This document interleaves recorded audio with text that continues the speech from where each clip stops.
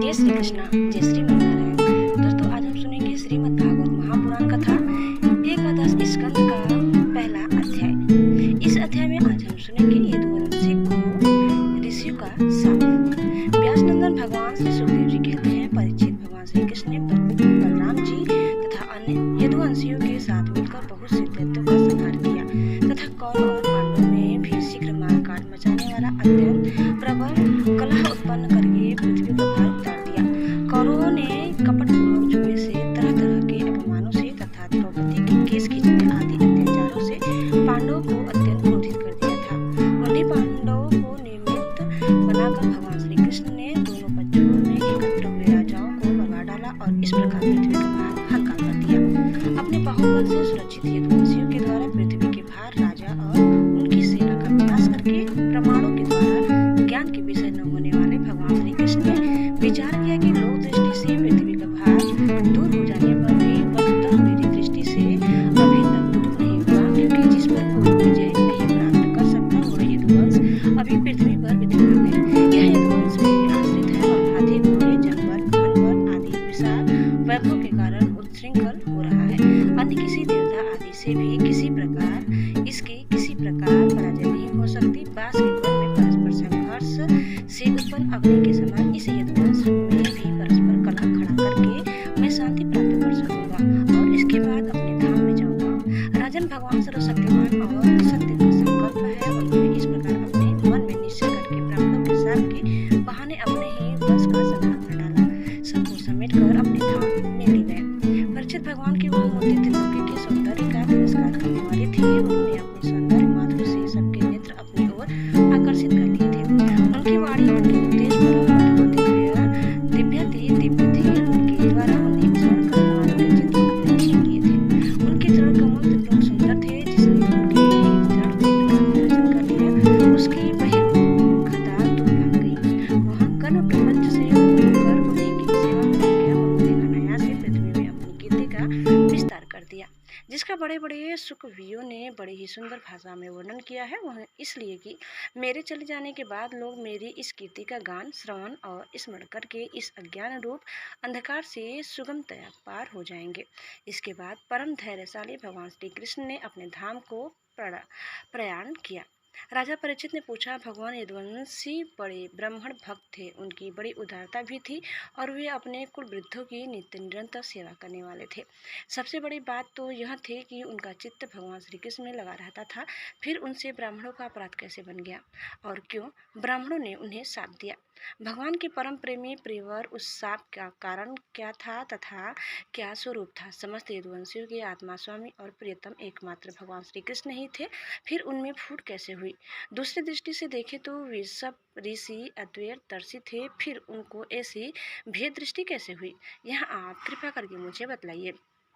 श्री सुखदेव जी कहते हैं, भगवान श्री कृष्ण ने वह शरीर धारण करके जिसमें संपूर्ण सुंदर पदार्थों का सन्निवेश था, पृथ्वी में मंगलमय कल्याणकारी कर्मों का आचरण किया। वे पूर्ण काम प्रभु द्वारका धाम में रहकर क्रीड़ा कर रहे हैं और उन्होंने अपनी उदार कीर्ति की स्थापना की। अंत में श्री हरि ने अपने कुल के संहार उपसंहार की इच्छा की, क्योंकि अब पृथ्वी का भार उतरने में इतना ही कार्य शेष रह गया था। भगवान श्री कृष्ण ने ऐसे परम मंगलमय और पुण्य प्रापक कर्म किए जिनका गान करने वाले लोगों के सारे कलिमल नष्ट हो जाते हैं। अब भगवान श्री कृष्ण महाराज उग्रसेन की राजधानी द्वारकापुरी में वसुदेव जी के घर यादव का संहार करने के लिए काल रूप में ही निवास कर रहे थे। उस समय उनकी विदा कर लेने पर विश्वामित्र, आसित, कर्ण, दुर्वासा, भृगु, अंगिरा, कश्यप, वामदेव, अत्रि, वशिष्ठ और नारद आदि बड़े बड़े ऋषि द्वारका के पास ही पिंडारक क्षेत्र में जाकर निवास करने लगे थे। एक दिन यदुवंश के कुछ उद्दंड कुमार खेलते खेलते उनके पास जा निकले। उन्होंने बनावटी नम्रता से उनके चरणों में प्रणाम करके प्रश्न किया। वे जामवंत नंदन सांब को स्त्री के वेश में सजा कर ले गए और कहने लगे, ब्राह्मणों, यह कजरारी आंखों वाली सुंदरी गर्भवती है। यह आपसे एक बात पूछना चाहती है, परंतु स्वयं पूछने में सकुचाती है। आप लोगों का ज्ञान अमोघ अबाध है, आप सर्वज्ञ हैं। इसे पुत्र की बड़ी लालसा है और अब प्रसव का समय निकट आ गया है। आप लोग बतलाइए, यह कन्या मानेगी, जानेगी या पुत्र? जन्मेगी या पुत्र। परीक्षित, जब उन कुमारों ने इस प्रकार उन ऋषि मुनियों को धोखा देना चाहा तब वे भगवत प्रेरणा से क्रोधित हो उठे। उन्होंने कहा, मूर्खों, यह एक ऐसा मूसल पैदा करेगी जो तुम्हारे कुल का नाश करने वाला होगा। मुनियों की यह बात सुनकर वे बालक बहुत ही डर गए। उन्होंने तुरंत सांप का पेट खोल कर देखा तो सचमुच उसमें एक लोहे का मूसल मिला। अब तो वे पछताने लगे और कहने लगे, हम बड़े अभागे हैं, देखो हम लोगों ने यह क्या अनर्थ कर डाला। अब लोग हमें क्या कहेंगे। इस प्रकार वे बहुत ही घबरा गए तथा मूसल लेकर अपने निवास स्थान में गए। उस समय उनके चेहरे फीके पड़ गए थे, मुख कुम्हला गए थे। उन्होंने भरी सभा में सब यादवों के सामने ले जाकर वह मूसल रख दिया और राजा उग्रसेन से सारी घटना कह सुनाई। राजा जब सब लोगों ने ब्राह्मणों के साप की बात सुनाई और अपनी आंखों से उस मूसल को देखा तब सब के सब द्वारकावासी विस्मित और भयभीत हो गए, क्योंकि वे जानते थे कि ब्राह्मणों का साप कभी झूठा नहीं होता।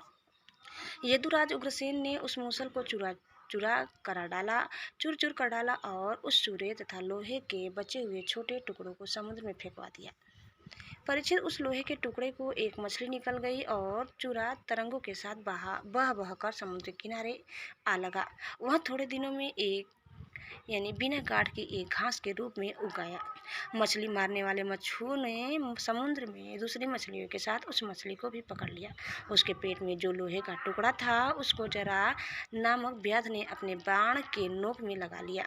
भगवान सब कुछ जानते थे, वे इस सांप को उलट भी सकते थे, फिर भी उन्होंने ऐसा उचित न समझा। काल रूपधारी प्रभु ने ब्राह्मणों के शाप का अनुमोदन ही किया। दोस्तों, इस प्रकार कथा हम यही समाप्त करते हैं। उम्मीद करते हैं कि आपको हमारी आज की कथा जरूर पसंद आई होगी। कैसे लगी कमेंट करके बताइए। चैनल में नए हैं तो प्लीज़ लाइक, शेयर और सब्सक्राइब करना न भूलें। धन्यवाद। जय श्री कृष्णा, जय श्री मन नारायण। एक बार प्रेम से बोलिए श्री बांके बिहारी लाल की जय।